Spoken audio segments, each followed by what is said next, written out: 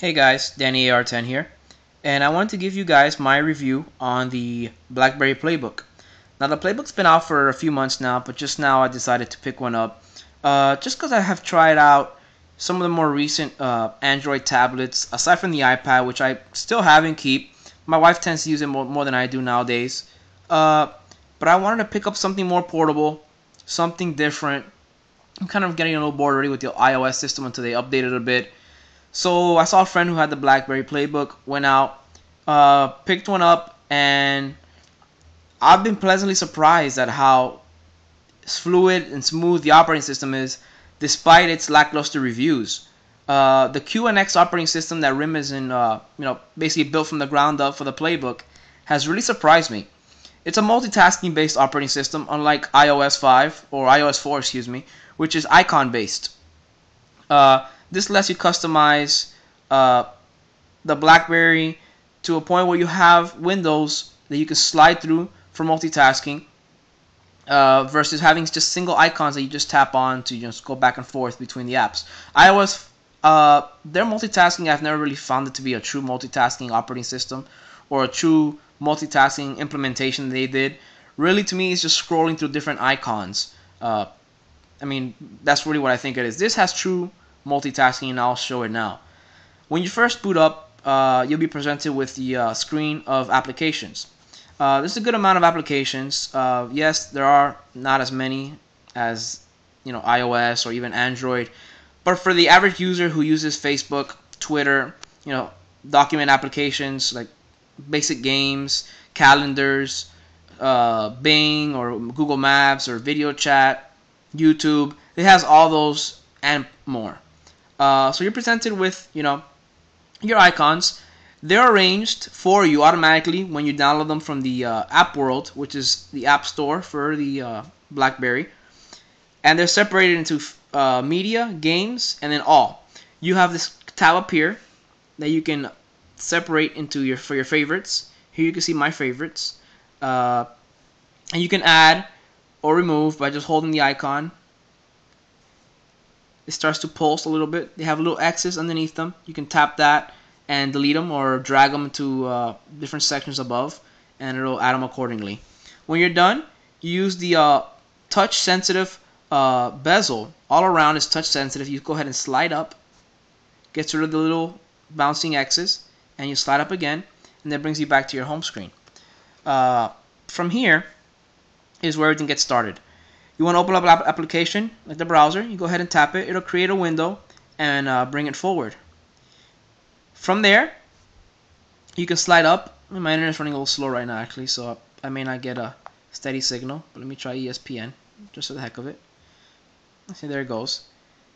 So it'll bring up full browser, full desktop version browser with built-in flash. Sliding up brings you back to your home screen. From there, you can open up another app. And just for the heck of it, I'm just going to go ahead and open up different apps so you guys can see, how the multitasking works. And then I'll open up the YouTube app. And that'll load up quickly. And I'll go back. Slide back up. And this is where the multitasking really happens. From here, you can go slide through all your different applications you've used and instantly jump in back and forth from one to another. Even the YouTube app. Let's just play a random video. Video plays. Swipe up. The video will continuously play in your background, even if you're swiping left and right through your different applications. And you can hear the audio playing in the background as you jump in and out of different applications and right back in. Very nice. Very fluid the way it works. And when you're ready to delete it, you just go ahead and either tap the little X right next to the YouTube name, or you can just singly swipe up and it goes away. Very nice. So the multitasking works very, very nice. Like I keep emphasizing how great it works. Now let's go into some of the features that it has. Front-facing camera, 3 megapixel. Rear-facing camera, 5 megapixel. Both cameras shoot incredibly 1080p and very, very nice 1080p. Don't get me wrong. I have some sample shots that I took outside yesterday. Just a few actually. Let me see if they pop up. The macro's not that great, but you get a good idea of the quality of the rear-facing camera. These were all taken outside in like some it was kind of an overcast day yesterday here in Florida. But for the most part, you get your idea of the quality of the camera. Very nice. Video is also 1080p. I will do some test videos later on and try to upload those with a link to the video. On top of that, you got your light proximity sensor here in the front. You have your ports in the bottom. You have in the middle, you have your mini USB, which is used for your charging, and I'm sure for your media connectivity. On the left, you have your mini HDMI, so you can hook up to your TV and stream 1080p content.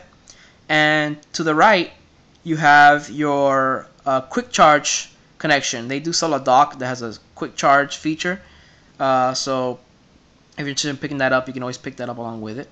Like I said, the whole bezel is touch sensitive around the corners, and that's used for different things. Whether you're in an app and you don't want to back all the way out and do this, you can always just single swipe from left to right and swipe back and forth between applications, which is very, very nice as well. Pulling down the top usually brings down your settings bar. Lets you customize your, check for software updates, sound, HDMI, your general settings, your keyboard settings, date and time, whatnot. And inside any application, or most applications, by pulling that bar down, will let you access the settings for that specific application. Like Facebook per se, is a new app that they just recently released. It's native to the Blackberry tablet. And you pull down, gives you options. Swipe back up, goes away. Simple as that. Like I said, the library is not as big as you would hoped for a tablet, but like I said, everyday users will get everything they need out of it. The app world, it'll grow slowly and accordingly, based on the market. But the big thing they have announced is that they will support Android, the Android market, which is excellent because that gives you thousands and thousands of more apps that are not available yet on the Blackberry, but are available on the Android tablets. Like I said, I had tried numerous tablets. I went from the Asus Transformer to the Galaxy Tab 10.1, and it just wasn't portable for me. I mean, the Asus probably would have been the better bet at $399 because it has the micro SD slot. It has the more port connectivity, the keyboard dock. The Galaxy Tab, I think, in my opinion, right now is overrated. It's a nice, sexy-looking machine, but for what you're paying and the features you're getting, I'd rather have the iPad, hands down. The Blackberry is $499 for the 16 gig, but for the size that I'm getting, the portability that I'm getting, excellent battery life. I think it's rated somewhere around 8.5 to 9 hours of battery life, and the genuine, multitasking that you don't get from any other tablet out right now. Even the Android tablets right now have that little button on the honeycomb, kind of pops up with like a background. You kind of slide up and down the different ones and you jump in and out. You can never see all your applications that you're using at once. Here, very easy, very intuitive. Customize, the backgrounds. You can customize quite a few things. Your apps, the order you have them in. Couple downsides only: the lack of a native internet client. The Gmail app you see right there is just a shortcut that takes you to the Gmail mobile site. It's nice. I mean, it's fine because it works relatively quickly. The internet having flash and all, the browser works very fast. So I'm not complaining just yet, but it will be added. Blackberry RIM has said that they will be adding that functionality very soon, so I'm not too worried. But bang for the buck. Along with the little case that RIM sells, which is like a notebook folio case. Very portable. Really all I need. I can hold it in my palm of my hand. Very small, and I love it right now. It's gonna be my primary tablet of use right now, as my wife uses the iPad mostly. But I need portability. I have a desktop that I use for my heavy duty stuff. My tablet needs to be portable, get the work done, and be efficient. So guys, please check it out. Don't listen to many of the reviews out there. This is a great little tablet. Danny AR10, I'm signing out, but look forward to some more reviews on some accessories for the Blackberry Playbook.